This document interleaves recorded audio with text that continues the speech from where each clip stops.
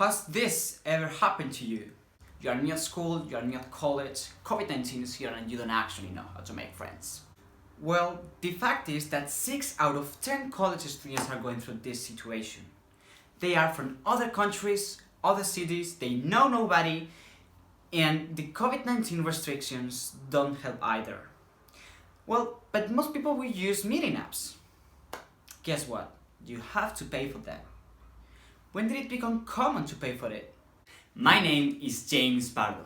I am the founder of MyCollegeMate community, and I have developed an easy way for making friends by using our smartphones.